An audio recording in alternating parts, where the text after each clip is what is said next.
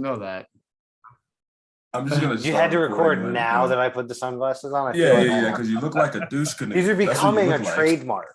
A trademark? They're on 2 out of the 5 episodes that we've been in. So everybody that's listening and watching on YouTube, like I have the clear lens Goodrs, they're pretty cool. And he's wearing his sunglasses indoors in the evening time. I feel like I need to put on my those are your old man my dope old man specs just to make sure. He transformed into Danny Tanner right Greg's there. in the black shirt, Frank's in the the blue. Okay, there we go. Yeah. Bam. Jesus, I sound unprofessional. Shit. Right no, now. man, you're good. He started looking a lot like Danny Tanner when he put those sunglasses on. It's unfortunate that guy died recently. That is, oh yeah, he hit his head. But he wasn't wearing Goodr sunglasses, so I don't know. Maybe conspiracy theory. Maybe he died because he wasn't wearing Goodr sunglasses. I think the sun hit him in the face and then he kind of fell over. He hit his head on. Bad. He hit his head on in the back. PR. So, hey, any kind of PR is good PR. So they say. Unless you're dead. Yeah. And then it's not. Unless you're dead. You can't make fun of the dead. They're off limits. But technically you can't have bad PR if you're dead because it's not like you can do anything. That's true. Jesus. Yeah, Go ahead. Like after they fall down dead, all their paintings and everything. Nobody really knows what happens after you're pronounced dead. You could just exit the simulation and just everything's fine at that point. Sure, yeah, it would be a lot better. I had the thought process that we're like in the Matrix or something, maybe. Like at some point, like I wake up and I'm like, man, I'm Neo. This is crazy. I gotta go back and save the world. After I watched that Matthew McConaughey movie where he goes in space. That Matthew McConaughey movie where he goes and like travels through space and time and all that really made me start to think. Yeah, it made me really start to think that maybe we are in a situation where once we die, you just see it from a much farther view.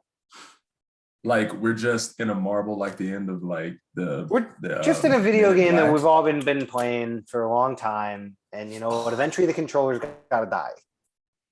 I'm the worst character they could have picked. Whoever got me is gonna be real pissed. They gotta be sad. For more ways than one, huh? Yeah, way more ways than one, dude. All right, do it. I guess we'll just open this up. We have to come up with like an actual entrance to this. I've been listening to a few different podcasts just to get like an inclining of a different idea. Because I feel like everybody just comes in and they're like, what's up, everybody? And it's the same fucking thing. So I'm going to try to spin away from that. But welcome to the podcast, gentlemen. We are bringing in HeroBarbell Company. I'm saying that right. Yep. Barbell Co. Company. We have Frank and Greg, correct? You got it. I'm mispronouncing that. Is that short for Francisco? Francis and Gregory, I think. Francis? I have a best friend from home whose name is Frankie, and we call him, his real name is Francisco. No, like my daughter's name is Francis. Unfortunately, I am not a Francis. I was named after my grandfather. He was just straight up Frank. So, yeah. Good. I mean, That's awesome. I don't know that Francisco or Francis would be worse. So I think Frank's a pretty good happy medium. Oh, thanks, man. I appreciate that.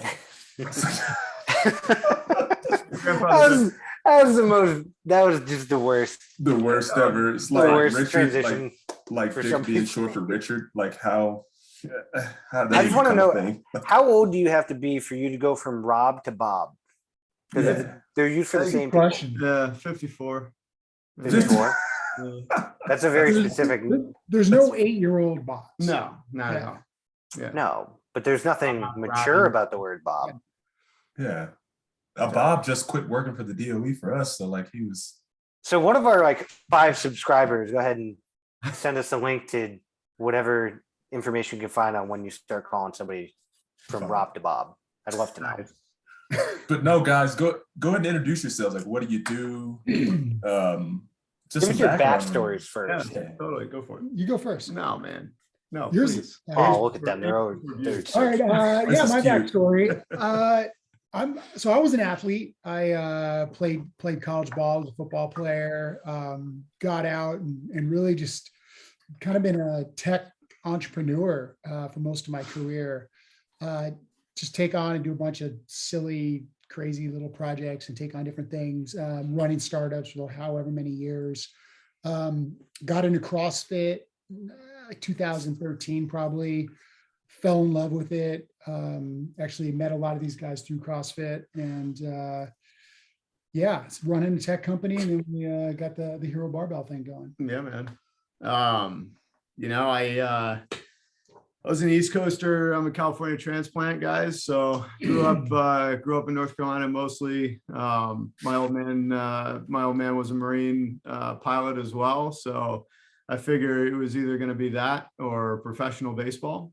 The baseball thing kind of fell out in college. I got 2 years of baseball in college, and then decided to go the military route and take after my dad. So like all smart men do. Yeah, exactly, right. Joined the Marine Corps, became a pilot, saw the world, all the things. I'll be hitting 20 years here in June. Retirement's almost approved. I heard through the grapevine today that it's almost signed by separations branch, so that's good. And honestly, you know, like I met Greg and Mike, and then Tony too, our fourth partner, all through CrossFit. But I mean, the cool thing with us is, like, at least for Greg and Mike, the three original founders, all of our daughters kind of hung out together. You know, we all were on the softball field, all coached our daughters' softball teams, and really kind of formed a bond and a friendship that way, that transcended, you know, the CrossFit gym, or really just crossed through the CrossFit gym. All of our wives are friends as well, so that helps too. And then, you know, kind of, yeah, I mean, that's really background in a nutshell. I was going to go into the HeroBarbell story, but I'm sure do it. That question. Yeah, go ahead, because that was actually going to be one of our next questions. Yeah, I'm listening. This is good. I'm learning something. Start the HeroBarbell. Yeah, man, we're locked down in the middle of COVID. Our CrossFit gyms were closed. We were trying to, you know, this is that time when you couldn't get equipment. Everything was sold out everywhere. Trying to figure some things out. Had a lot of time on our hands. So I think there was a little bit of like need, but also a little bit of entrepreneurial bug. And, you know, we just kind of had this idea, you know, specifically looking for a barbell just being probably the most important piece of equipment for any lifter or any CrossFit athlete, you know, something that feels good, something that you just feel good about grabbing, pulling off the rack, something that spins well, something that's not going to tear your hands apart, something that you can use for high rep movements, something you can use for Olympic movements. And, you know, we just kind of started to look out in the market, and it just wasn't real happy with what we were able to see.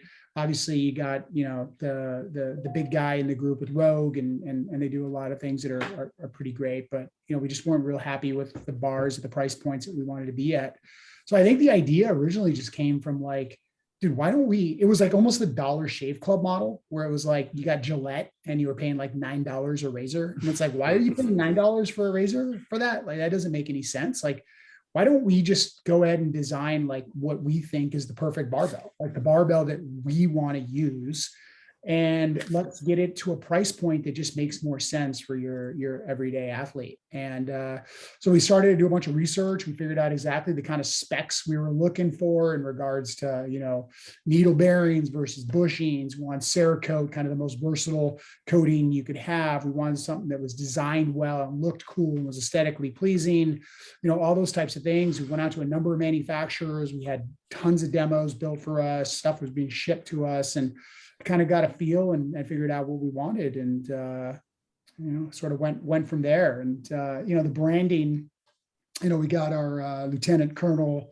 FA-18 pilot over here, and you know, Mike, who's not on the meeting, is just the absolute all-American boy. So you know, we wanted something that just kind of represented a little bit of who we were. You know, the goal is to build something that was authentic to who we were, and not take ourselves overly seriously, have a little bit of fun doing it, but at the same time, like build a badass product that people are going to enjoy. That's pretty awesome. Like how, so you guys think it was harder to start mid-COVID than before COVID? So if you could go back and do it again, would you have done it earlier? after COVID or still did the same point in time? I would have tried to do it earlier. I think, I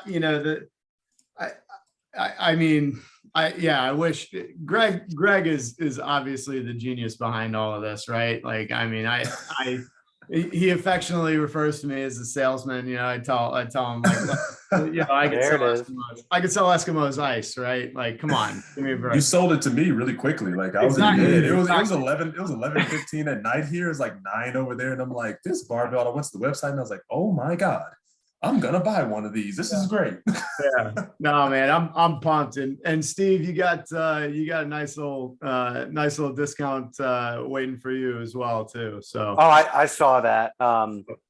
It's really nice though. Our gym owner here, he just bought six or seven of them from you guys. Awesome. Awesome. So that's really where I kind of got the idea to reach out to you guys. I don't know. Do you guys know Aaron? I forget. I don't know how to say his last name, but he's a master's athlete. Is that oh crap? Bielfed? Yeah. Yes. Yes. Yeah. Him and his brother Ryan own the Ballistic CrossFit gym here. Ballistic. That's right. That's right. Yeah. No, I couldn't. I was trying to place the gym itself, but yeah, and that's like that's the cool thing about it. Going back to Ken's question. Yeah. I mean, I wish we had the wherewithal. Really, I think the hardest part about all of this was just kind of working through the supply chain process. And like, once we actually had an idea to paper, which was what, June, July-ish timeframe at the most in 2020. I mean, we didn't start selling until February of 21. So like, wow. We really wanted to get those bars there in the fall of 2020. I think that would have helped out significantly, just with the Christmas rush and the ordering and all that good stuff, getting our name out on the map a little sooner. But hey, whatever, we'll take it at the start of the new year. This is great. Yeah. Like this is great. I tell you what, it's fun for me because this is something. Greg's very modest and bashful, but like he, COO of events.com, CEO of events.com, yeah. COO. So Greg worked and ran events.com. He was the CEO of fancy.com. He's doing another, startup that is going to crush the metaverse here in a hot minute, right? But football player at San Diego State, so don't let him don't let him fool you. I mean, the guy was a beast, and when I say that, offensive lineman beast. Somebody go out and get you a hype man the way Frank is. No, I know. I'm like, oh, man, come on. Greg, do you even need to come into work most days? Too. I mean, like he dwarfs me when he sits down and he's slouching right now. So it's like, how do you think I feel being around him? I mean, look, listen. You got to fit in that plane somehow. That's how Ken makes me look, and thank God we're in two different states. I'll tell you what, man, for any entrepreneurs out there, anybody looking to do anything, ideas are a dime a dozen. I have so many dumb ideas that I bounce off of people all the time and rarely get anybody that's willing to do anything with me. So, to Frank, really his credit more than anybody. Like when I came to them with this idea of like, hey, why don't we do this? Or, whatever it is, most people kind of go, yeah, that's a great idea. And then like, change the subject and I grab another beer.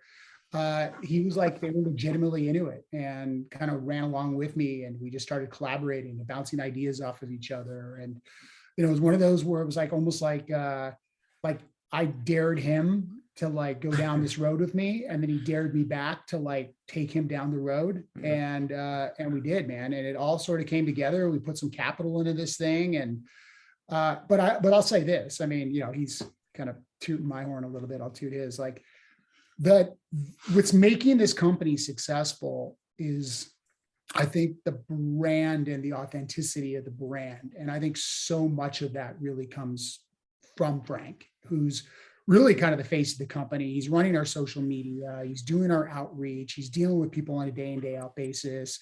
Tony, don't leave Tony. Tony's our fourth partner. He came in. I mean, he's a Or Tony. game competitor. So I mean, he's legit.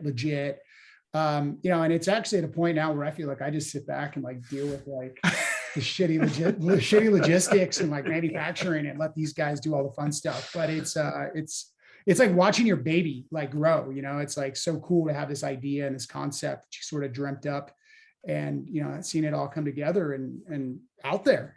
It's fun. Yeah. It's been a Speaking great of baby, Steve's growing a baby right now. It's great. Hey, now.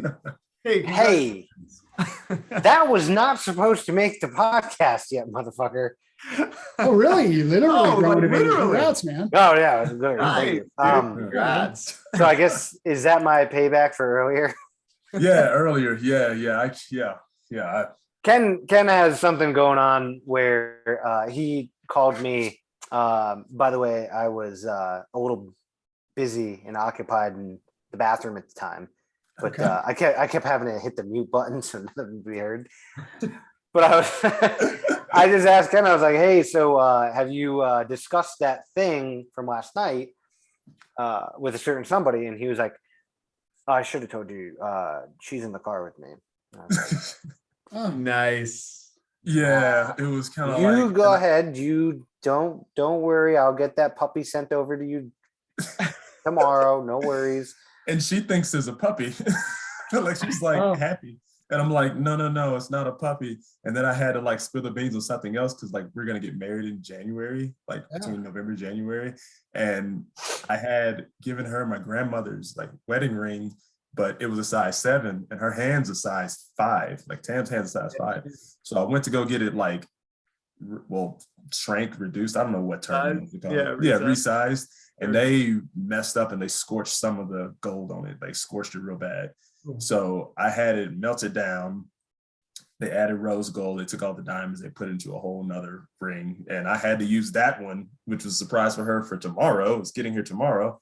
Nice. I had to use that to like, Cover.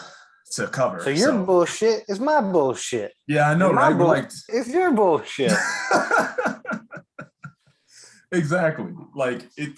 I guess that's kind of the thing of like, I can segue into another topic, like melting things down. How do you guys manufacture them so cheap? Like, I believe it's a really good quality product. Like, how do you do that? Like your barbell, I was looking at the specs $299. not too long ago. Yeah, $299 plus shipping and handling, and then like, Rogue. If I get a barbell from Rogue, it's $480, $500. I don't know If I get one customized. I don't know if the manufacturing itself is any less expensive. I mean, the hard costs of the bars, it's a good chance that our hard costs are more expensive than Rogue because Rogue's got some scale.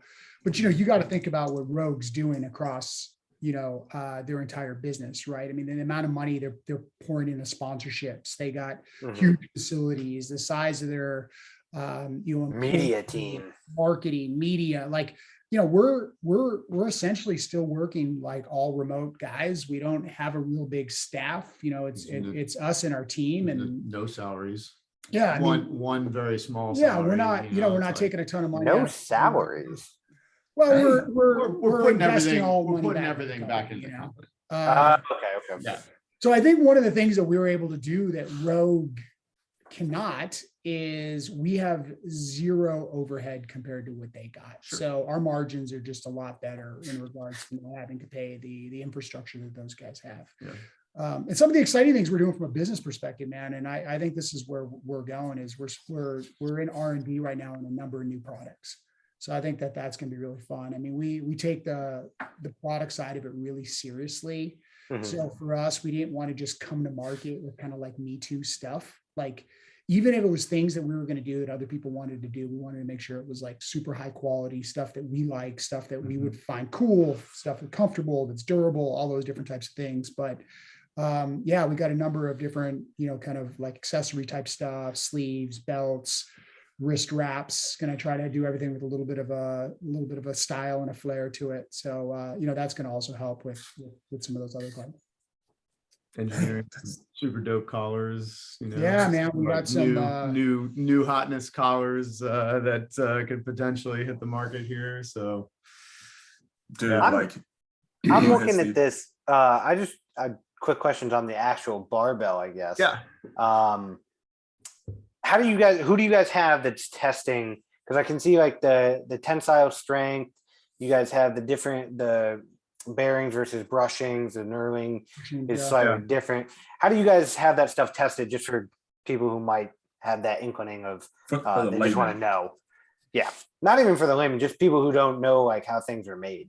No, totally, right? Like before we even got into this, like who knows what a 190 tensile strength bar is versus a 205 versus a 215, right? Like yeah, exactly, Ken, but honestly, how many other people, right? Yeah. Like discerning individuals are gonna go in, pick up a bar and be like, oh, this is high quality cold pressed steel. You're like, how about us Neanderthals that are just walking through the day wearing our monkey suits trying to figure things out?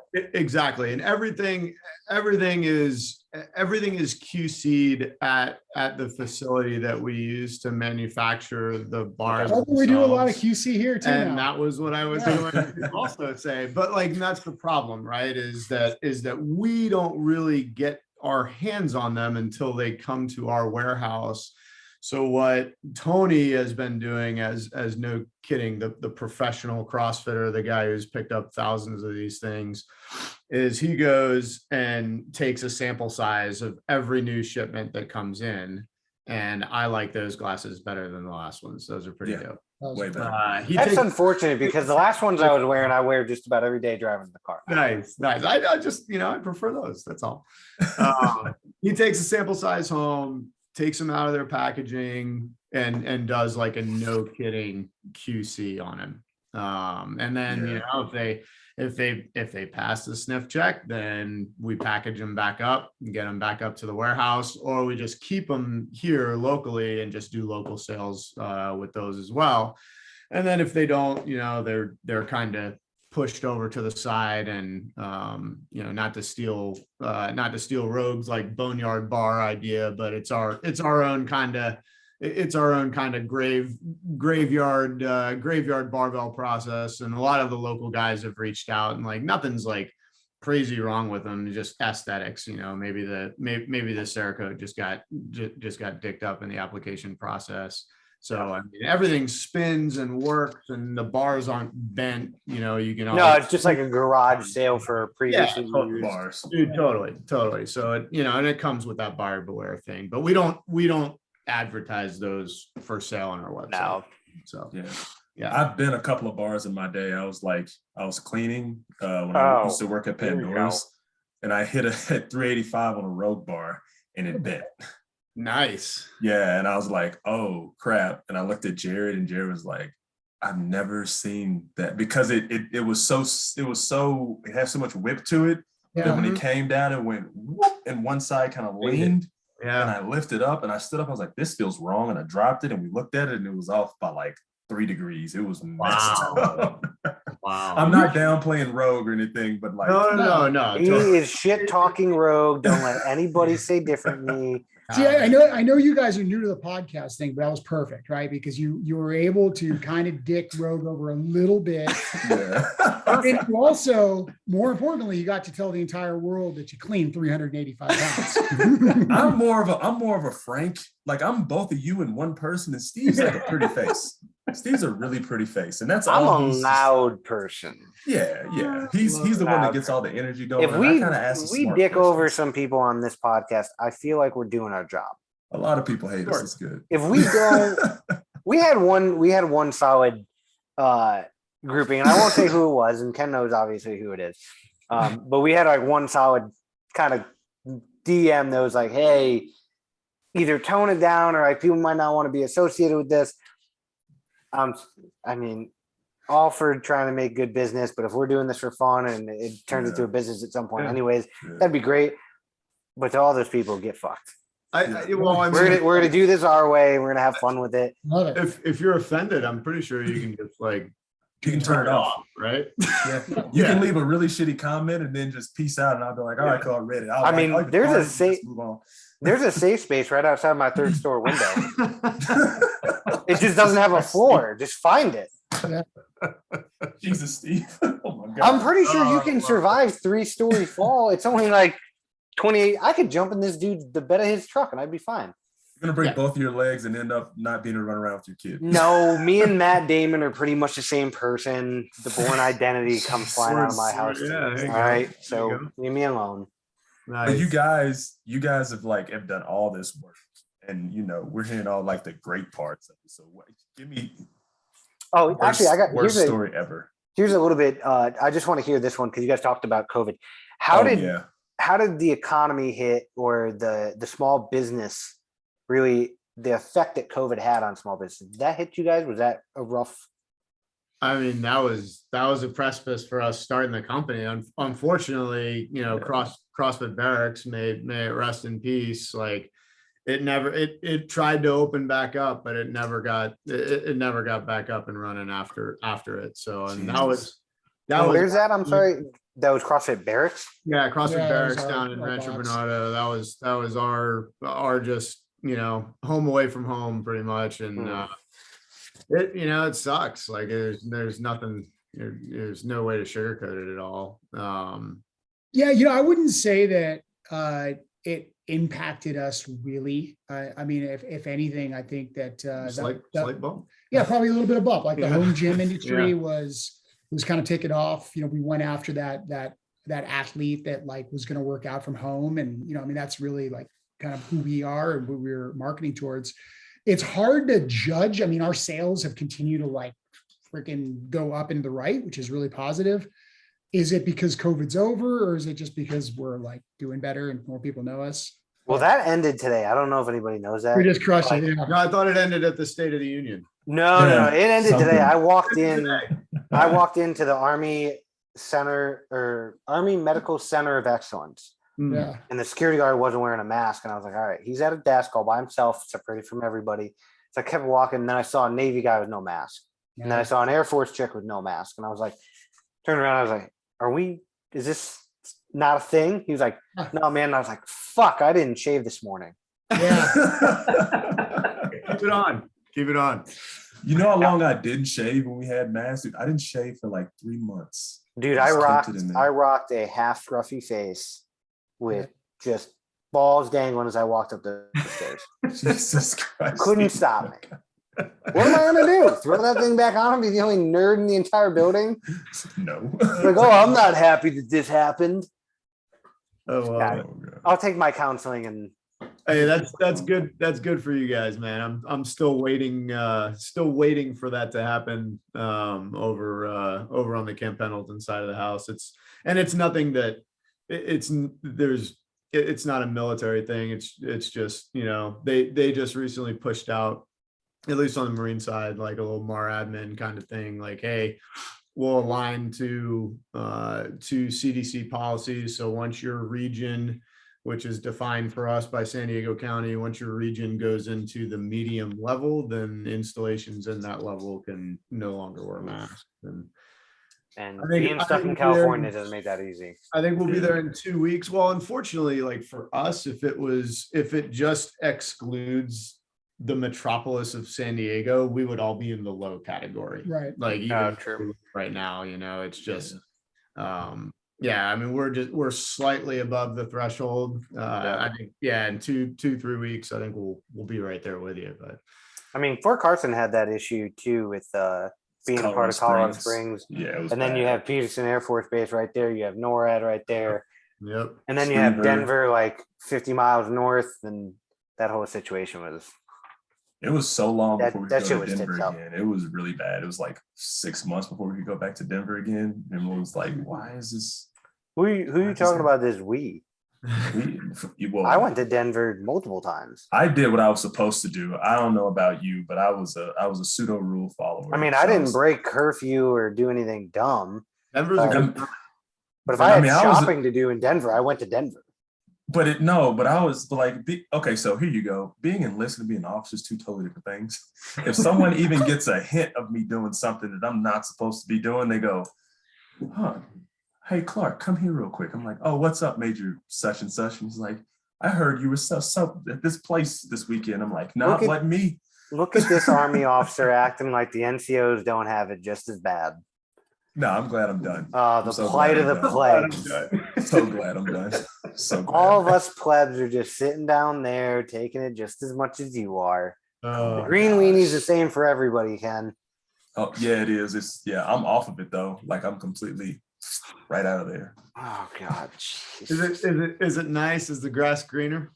Dude, I gotta tell you, it's greener because he's got his disability. Yeah, that too. That's the really good part. Ain't greener for nothing else other than that check. They sent me that letter that said permanent does not need any more evaluations, and I was like, oh yes, this is great. Nice. And then my job working for the DOE, because I like background on me, I've done a lot of things. I got a lot of degrees, and now I'm ended up using the first degree I got was an engineering degree to do project management for the Department of Energy. And I do renewable energy, so like. It's really Talk nice. to our president. Get us out of this hole that we're in with oil. That is not how this works at all. That sounds like you're the guy with the man with the plan. If there was a level, I'm here. That cloud that's way up there that you can't see, that's where he is. I will never touch that ever in my life. Not with that attitude. Steve, you're a dick. You can do anything once, Ken. I'm not saying. Bro, I'm not saying you can't do it, man. But I snatched 300 pounds once. I'll never do it again. I probably won't do it again. See, shameless plug. I keep hyping myself. I've never come close to a 300-pound snatch. Definitely not. No, I'm itching closer to 300 pounds. Period. I hit. Yeah, there you go. I hit 205 pounds the other day. Slowly but surely. No, that's body weight. That's body not. weight. I mean, my snatch Body is weight. somewhere around 220 or no 245. I was picking up what you're putting down. No, they announced 22.2 today, and I was so happy. I'm like, I'm 225 pounds. My one rep deadlift is so much higher than that. And I'm like, oh, until the burpees hit. I saw the rep scheme. I was actually like, yeah, I might be able to do this one. Here comes all of these big people that bitched and moaned through the event one and said, oh, they never cater to the tall people.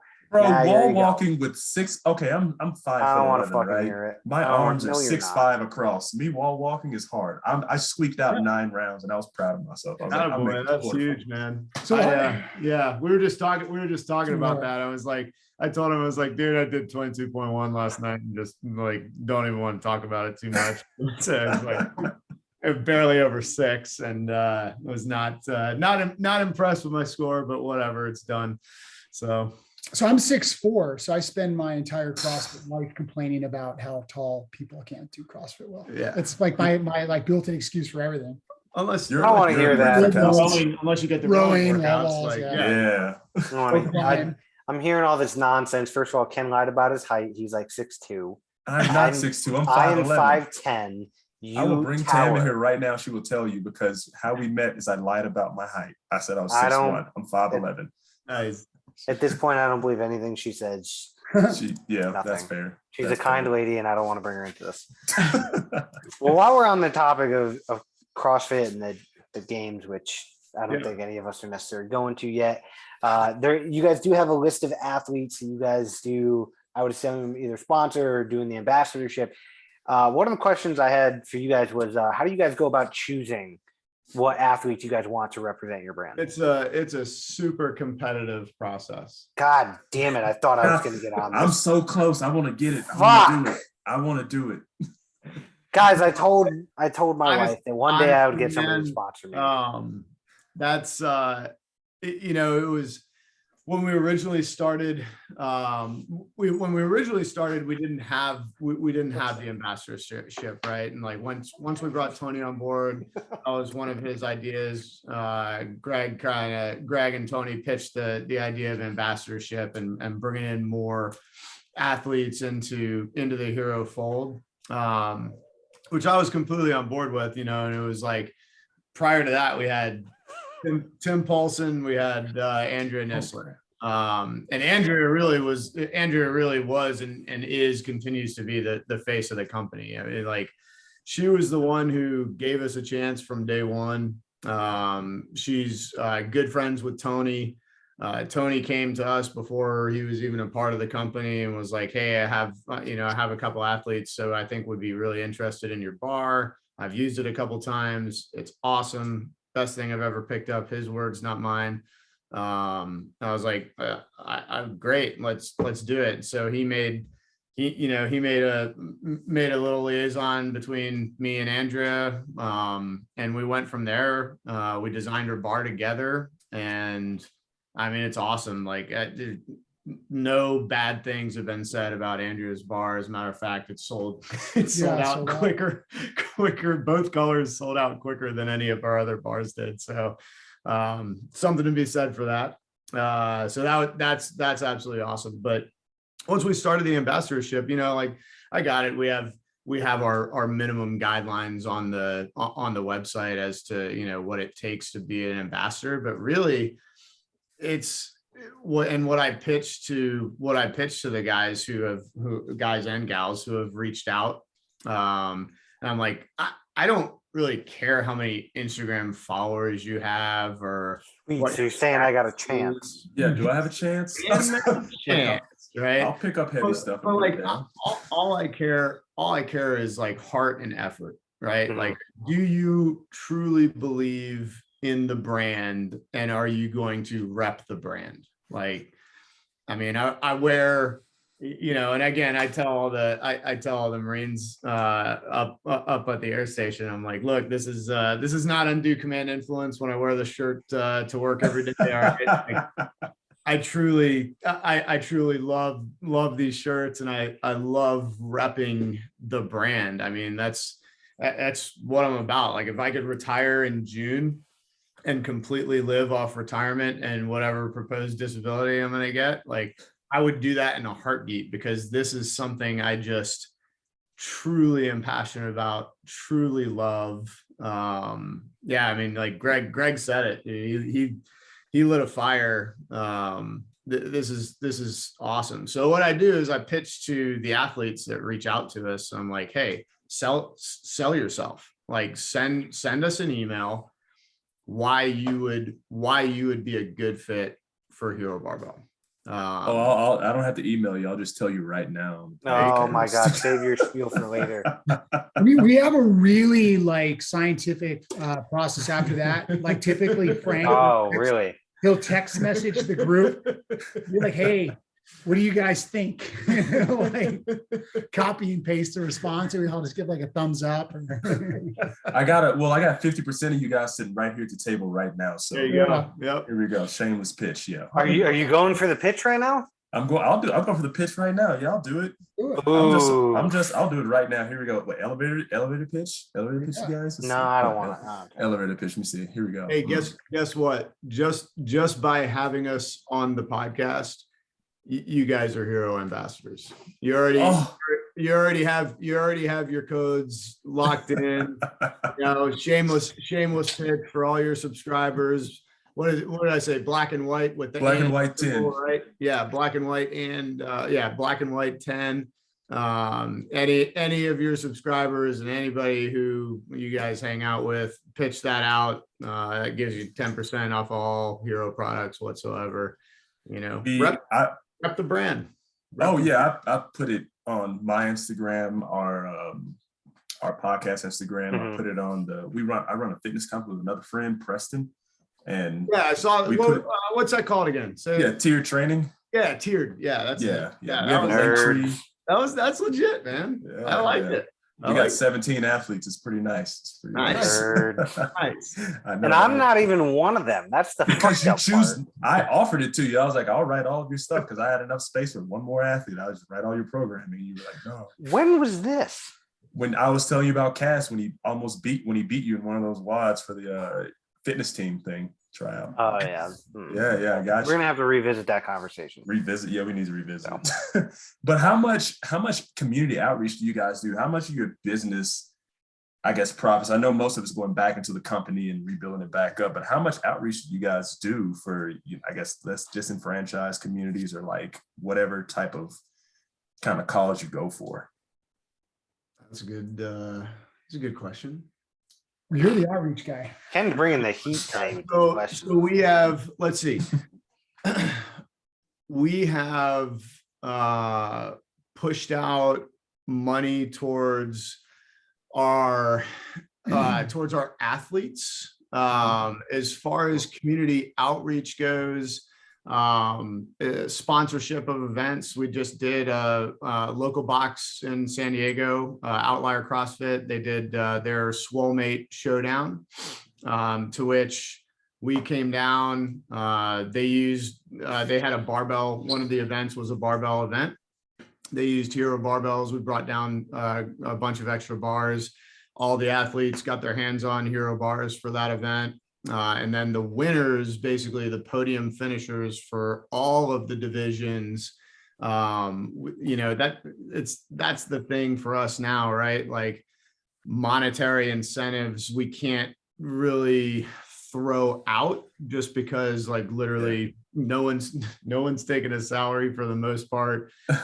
All the money's going back into the company. Like, we're super young. We've just hit over a year actually selling bars too. So, but we, like, our X division athletes got 50% off bars. All the intermediate and scaled athletes got 25% off bars.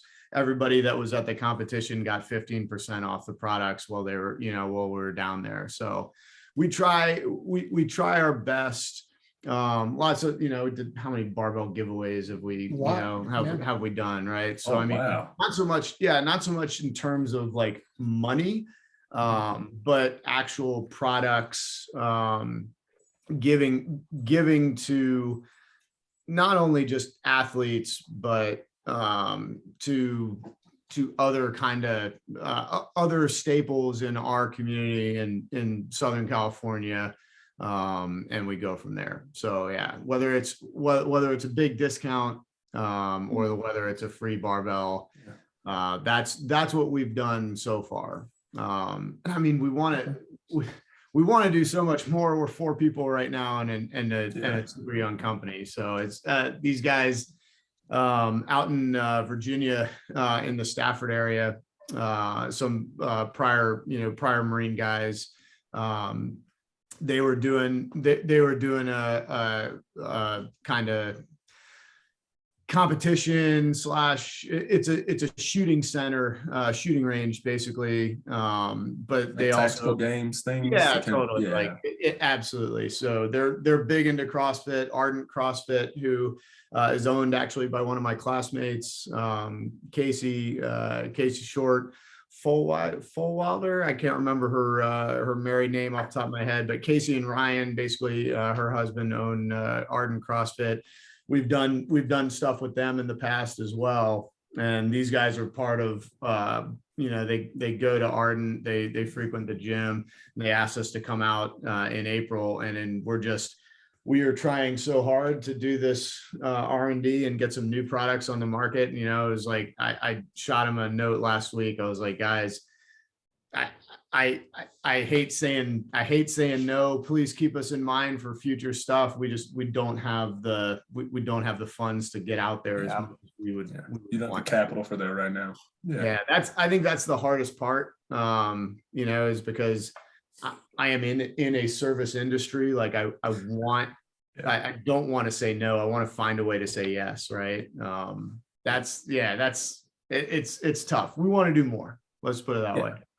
I say that, or I ask that question because I don't know if you listen to a few of our podcasts or whatever, they're kind of been going along the same topic area. Whereas I can say from my standpoint, being an African-American or Black man, that I growing up did not do weightlifting. I didn't pick up weights. I didn't power lift. I didn't Olympic weight lift. I didn't have the money to do that thing, to do those things. And even when I got in the Army, I didn't pick up a barbell legitimately, like no shit, guys. 2018. 2018 is when I picked up a barbell for the first time, and I could not overhead squat a barbell or a PVC pipe. And you're cleaning 385? I'm 405 now. What? Yeah, now it's 405, but like shameless plug. But I go as far as adventure. I go as far as adventure into going or saying that what do we miss without, or how much of that potential do we miss when we don't afford people the opportunity to do it, especially people in like lower income areas. So if you guys have anything to say about that, you can. If you don't wish to, then don't. But I would say that a lot of that outreach, or a lot of people that I've spoken to that do have small business, things like that, because we do tiered training. We're trying to get together to do basically a Saturday for underprivileged youth at a soccer stadium. We're going to go and get a whole bunch of wall balls, some free weights, and just come out here. We're going to write a workout. Feel free to bring your family. You don't have to spend a thing. We'll bring you bottles of water. Yep. Starts off like that and grows. But have you guys thought of anything like that? No, look, man,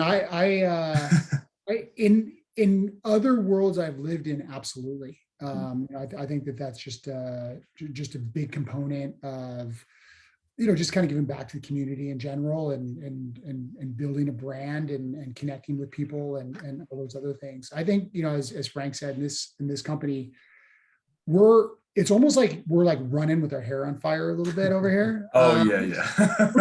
which is awesome. It's been great. I think, the kind of growth and the popularity of the company is beyond expectations, and we're always so interested in doing cool stuff. And, I know personally, just in my own life, if there was an opportunity to give back or get involved with something like that, I'd be all for it. So I would say to you or any of your listeners out there, like, anything that we can get involved with, that you can kind of come with us, that we can partner with you guys, we're absolutely all about it. Okay.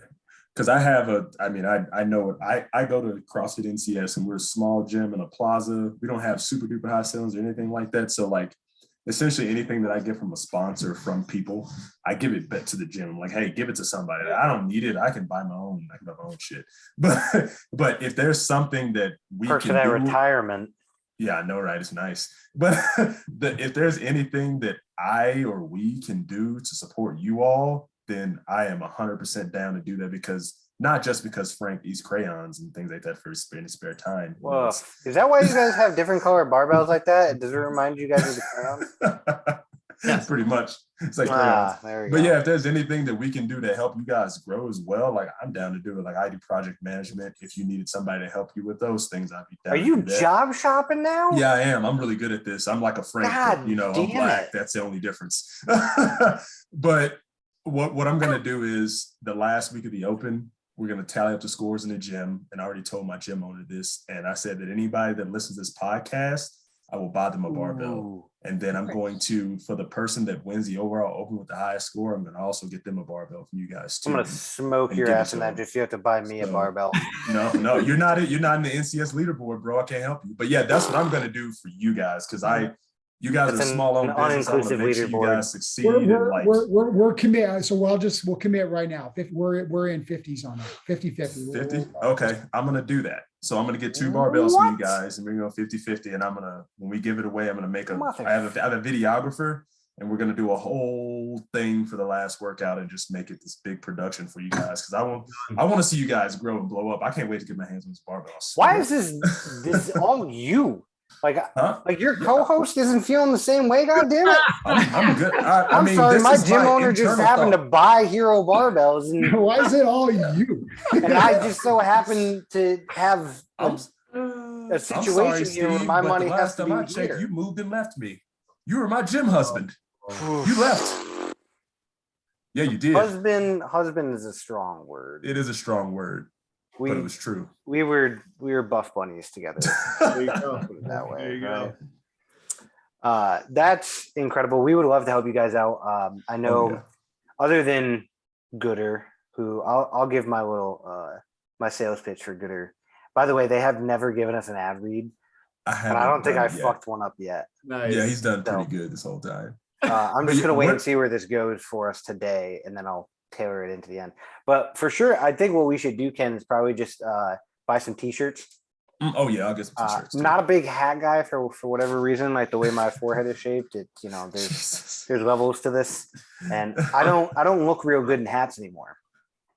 Yeah. So, unless it's an army PC that I tuck down to my eyebrows. There you go. But what, if you guys could give somebody that's trying to start a business or working from the ground up a piece of advice, or 3 pieces of advice, 3 keys, what would you say? What would you do?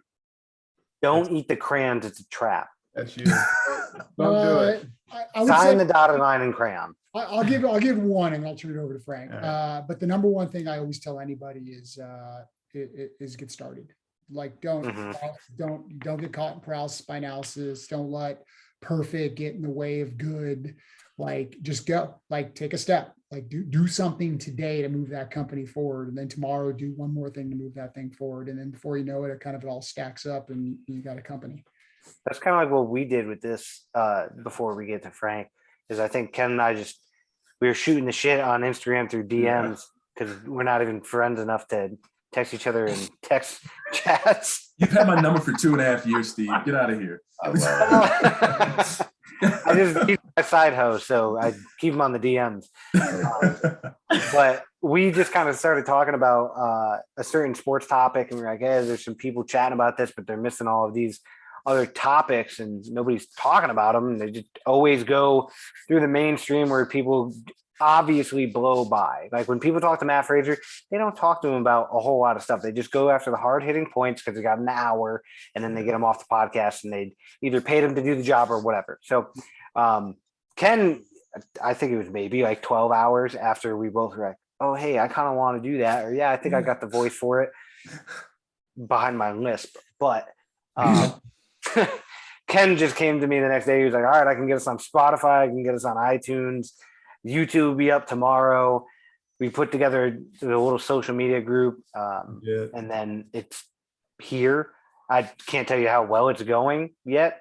Got 150 downloads and 150 downloads. That's not too bad. I know my mother-in-law is our number one fan. So, I mean, I'm going to keep mentioning that. I heard that from the last episode. So, I mean, if I still get good praise from my in-laws after each episode, then I think we're in good standings. There you go.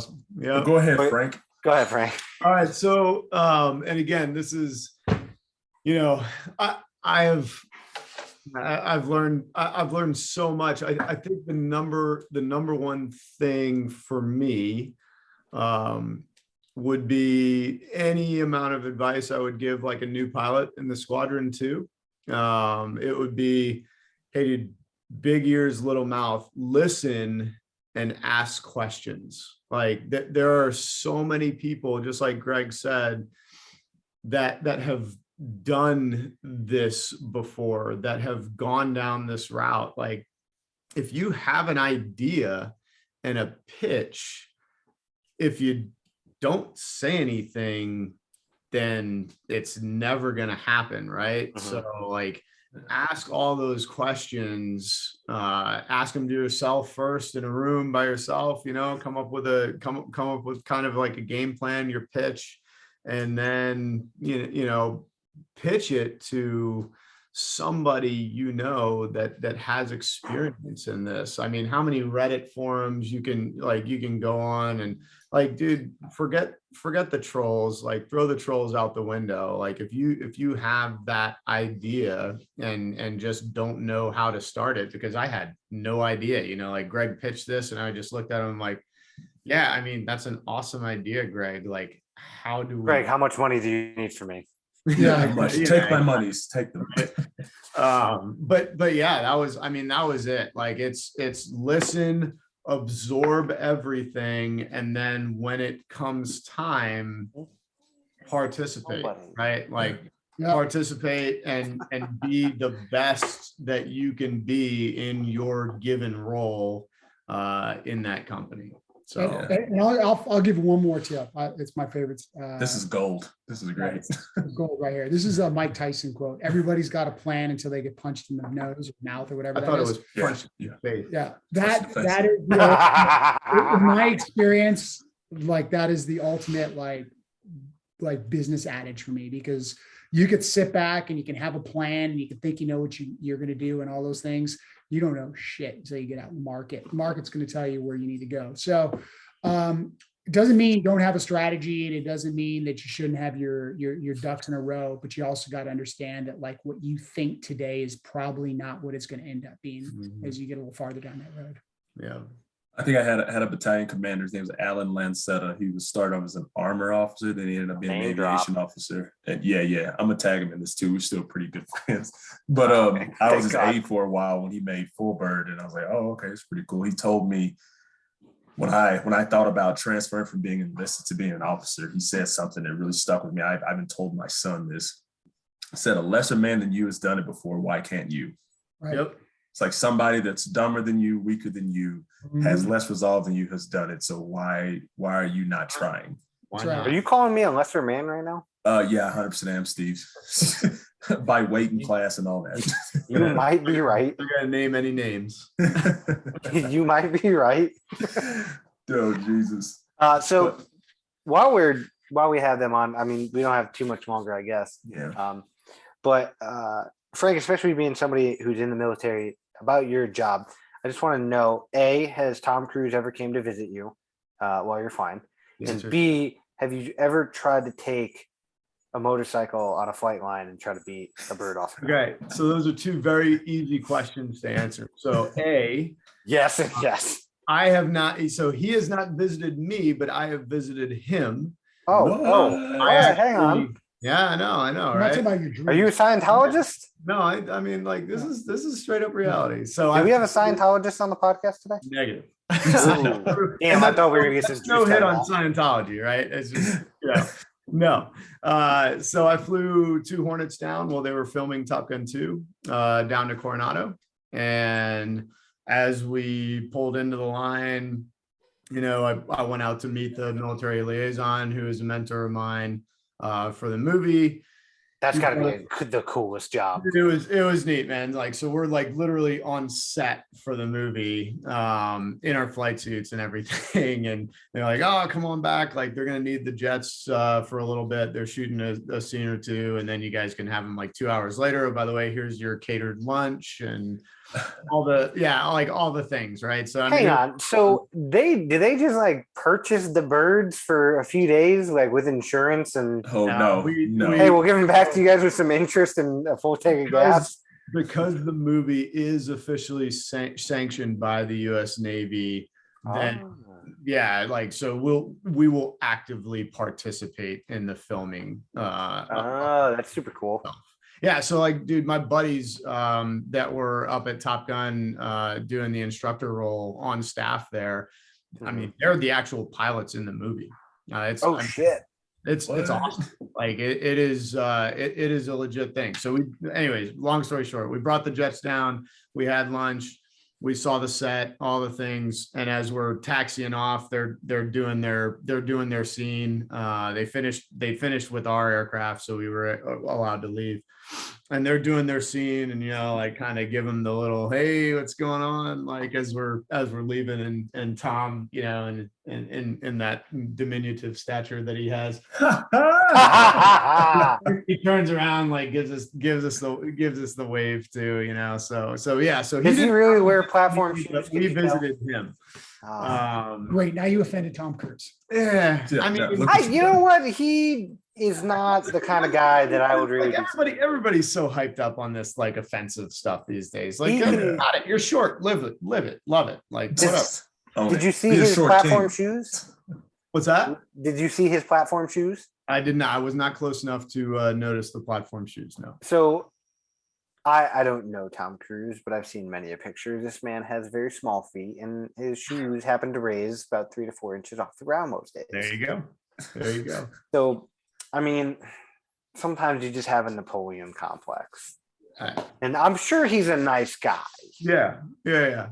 What was motorcycle on the motorcycle? Yeah, you ever try to take one off the flight line? No, I have not, because I'm not a motorcycle rider. So that's the easiest. Yeah, I know. Well, it looks like we'll have to visit, and we'll have to rent a motorcycle. There you go. I've been on one motorcycle my entire life, and it scared the ever-living crap out of me, and that was it. But you fly jets.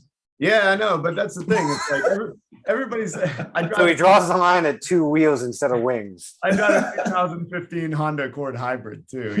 Like everybody's like, "Why do you have this fast race car?" I was like, "Because I fly jets. Like that's my race car." Oh, Lord. You can also only go but so fast on a highway. Yeah, exactly. Right? Things kind of get dull at that point. Well, I'm glad we asked that.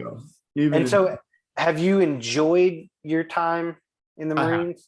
I most certainly have. It's I wouldn't, Greg, shameless plug for Greg's podcast too, Athlete Entrepreneur. Ken and I were talking about it, but Greg, there's no free shout outs on this podcast. Yeah, no, paid advertising. But Greg was nice enough to have me on his podcast as well. And I tell you what, like, kind of asked a very similar question like that. I would not do it any other way.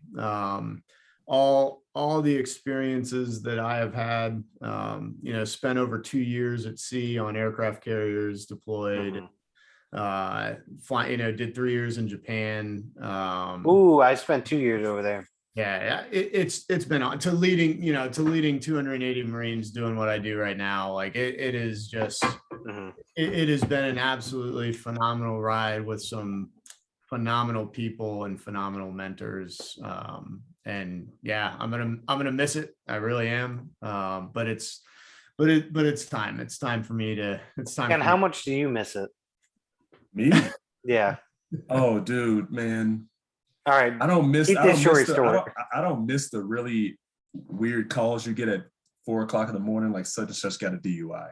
Yeah. Okay, well, I'm going down to the MP station. I'm going to, talk to them, see what happened. I don't miss that stuff, but I do miss the people. So it's not the Army I miss. It is all the people and experiences I had together, like sleeping inside of a striker when it's like 20 degrees outside or -20, or you're like out on some You got the heat on? Or no, it was broken. Most of the heat's broken in strikers. It's bad. Oh, it's terrible. Leave that Humvee running a little bit so you can sleep on the top of the hood. Get that warm engine. There you go. But yeah, I think, dude, like a sum of all my experiences, like having played high school sports, then played college basketball, and like come back from all this stuff that's happened. More plugs. No, I'm just saying, like, there we go. Dude, I've been the most humble I've ever been on this podcast. I had to learn to walk again, Steve, when I was 17 years old. Strong flex. Because I tore all of the ligaments in my knees, and I look at where I am now and I go, man, I'm proud of where I'm at right now. Like, I can do the things I can right now. But yeah, Frank, like he's gonna miss it. He's gonna get out, he's gonna go through the stages of grief.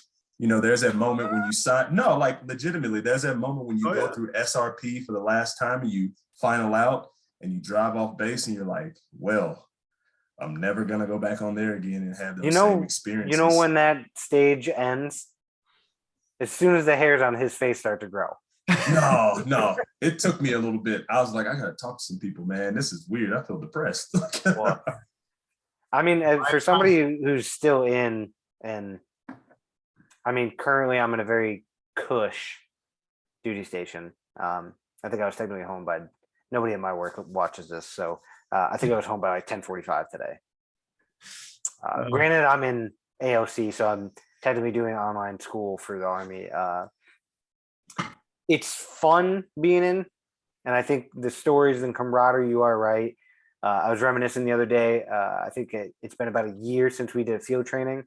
And the only reason why we did the field training was specifically with the company to do cold weather training. And we slept outside because it was the coldest night on record in Colorado at that point in the year last year. And it was -2 that night. And they're like, well, you guys want to learn how to sleep in a sleeping bag the proper way, you'll figure it out. Real quick. And we did. And I slept ass naked in the sleeping bag, just trying to keep my toes warm. And I figured out every which way to try to keep that whole thing heated. But when you wake up the next morning, it sucks. Yeah. But just that feeling of suffrage with other people is a tremendous thing. Yeah. That shared suffering is pretty nice. Granted, you guys are on the officer side. You guys are the ones that make us plebs do that stuff. Bro, I was an artillery officer. Frank is much. He just gets to be a cool guy and fly things and do that nice salute right as he takes off on a boat and just. That's right. Frank had it better than all of us. That's almost like an American freedom boner right there. There you go. And I did my ground side with 11th Marine Regiment up in Camp Pendleton. Say that again. I didn't hear you. I was the artillery air officer. Oh, you were the FAC A guy. I was. You're the FAC A, yeah, because I went to JFO and all that stuff, and I still couldn't. I didn't have weapons release authority, but you did because you were like in. But you could do emergency cats like a big dog. Yeah. Frank, do you have any deployments in your time other than just being on a boat? Well, I mean, so I mean, my yeah. deployments were all on an aircraft carrier, but Okay. in 2007, 2017, we supported OIF, OEF, and then OIR in 2017. So, No. yeah. So what's I guess my next question would just probably be what is the scariest thing about combat fights if you ever had one? You know, it was like it was in 2007. You're still too like wet behind the ears and naive to really kind of think about it. You know, everybody's like, well, you need to take all these evasion maps if you get shot, and you know, here's an extra clip just in case. And you're just like, dude, no one's shooting at me over Iraq or Afghanistan. Like, you didn't watch that Owen Wilson behind enemy lines before you took off. Like they don't have man pads. That's not gonna hurt me. Horrible Hollywood movie. The Wizzo lived. The pilot died. I mean, like, come on. Like, that makes no sense. You can't write a hero story like that. And the villain was wearing a tracksuit from Adidas. Exactly. That was terrible. No, but I think my eyes were opened a little bit when I went back 10 years later, especially over Syria. All the stuff, you know, they were doing too, like that Jordanian pilot that was burned alive, you know, like all that stuff went down before we went over there. And we're like, dude, we're give me that extra clip. Yeah, exactly.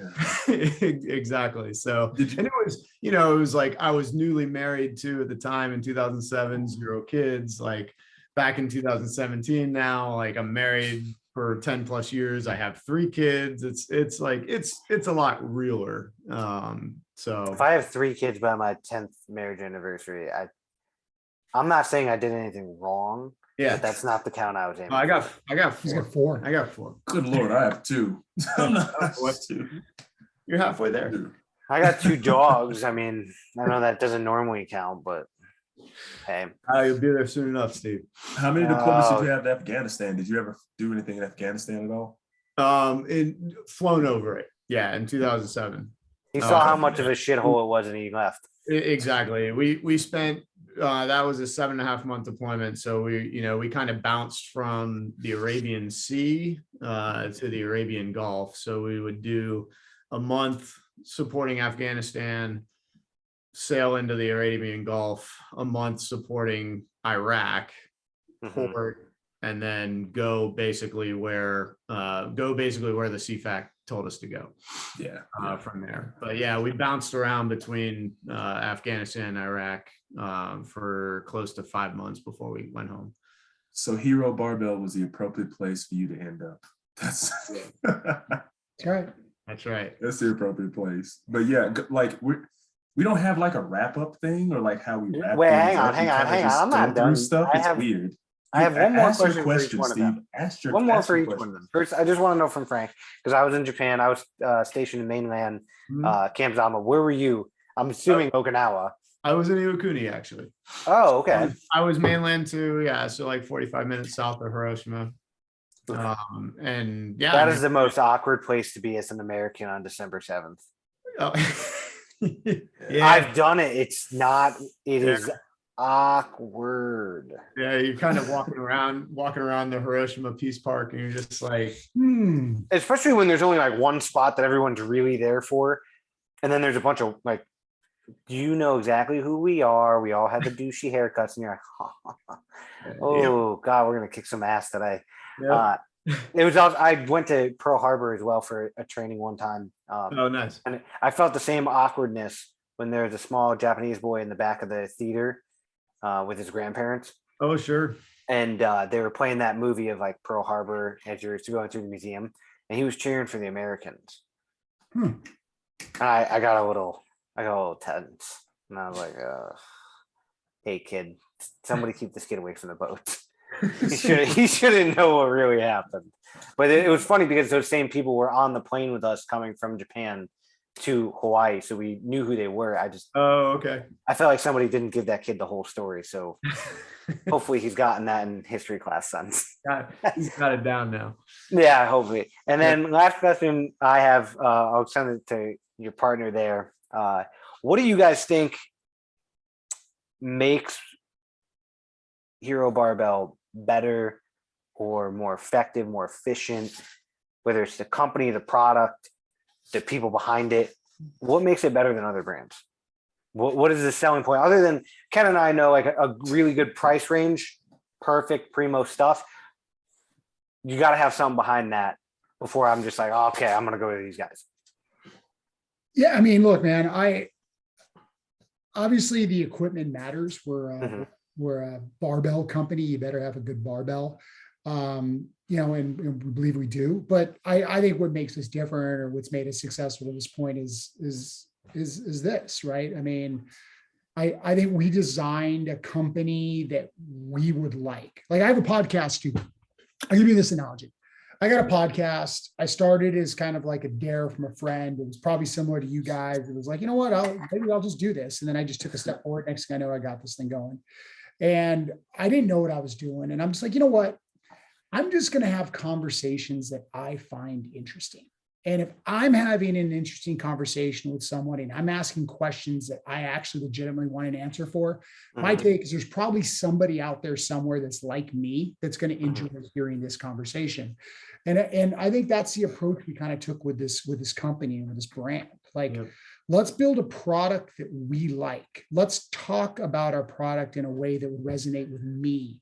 Like, let all the things that we're doing, I think, are just authentic to who we are as me, Frank, and the rest of our team. Like, we're a bunch of dudes, man. I got 2 kids. He's got 4 kids, a small flock, A litter. Coach together. He's almost got a start in 5.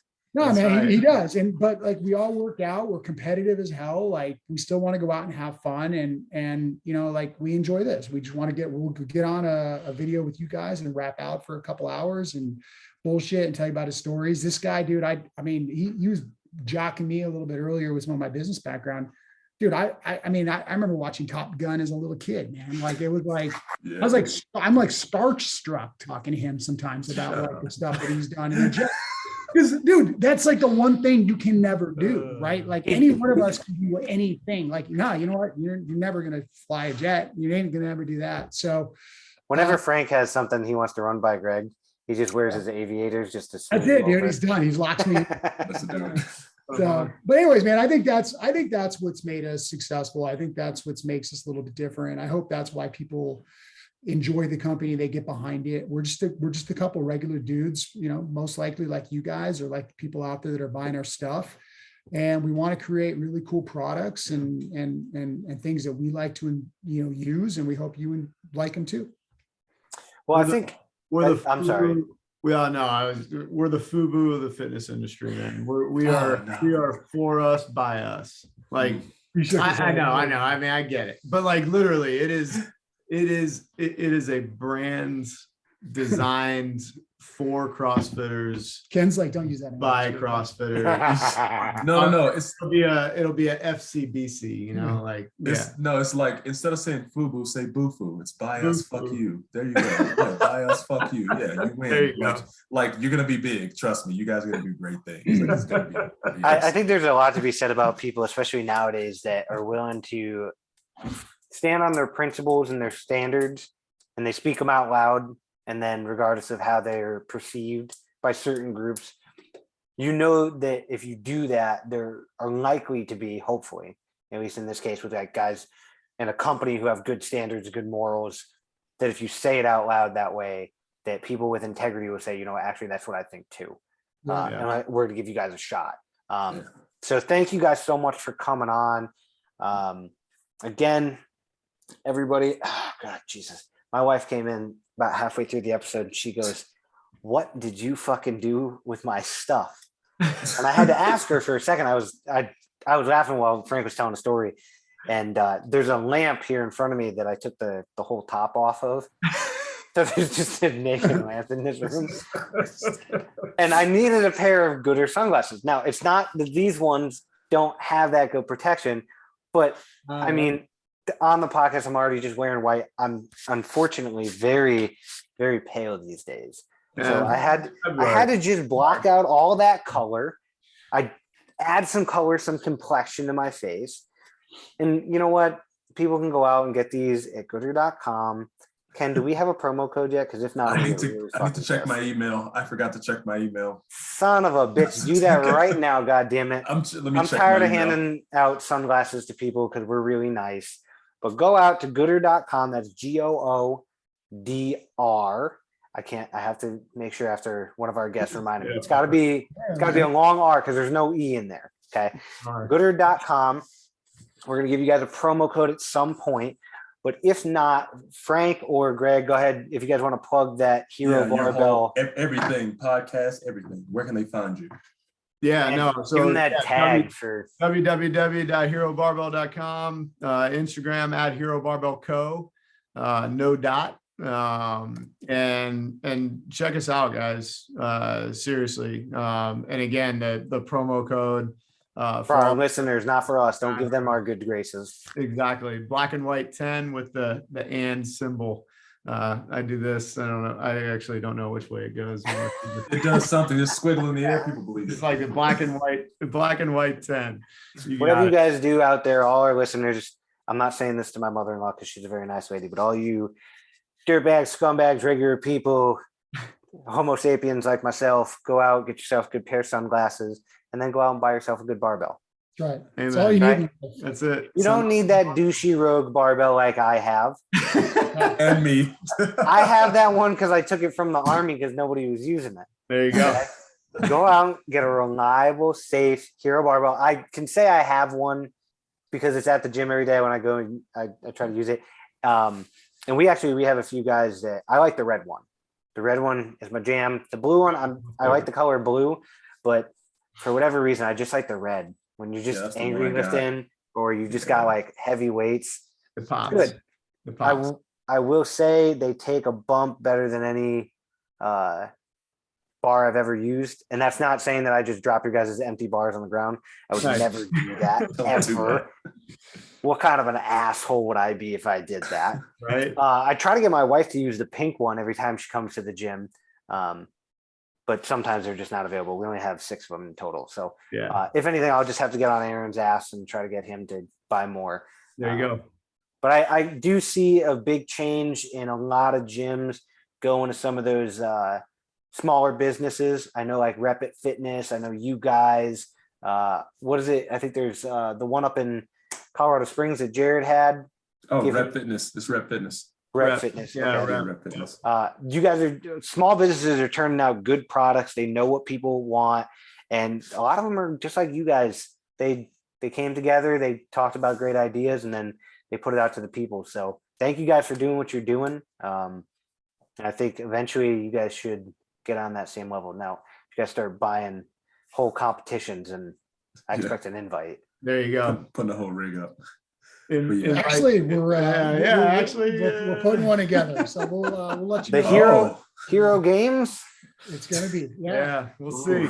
We'll see. We'll see. Hero Invitational. That's right. Man. Tom Cruise better make an entrance. Probably not after this podcast. Jeez, after this one. I'm gonna end it. There we go.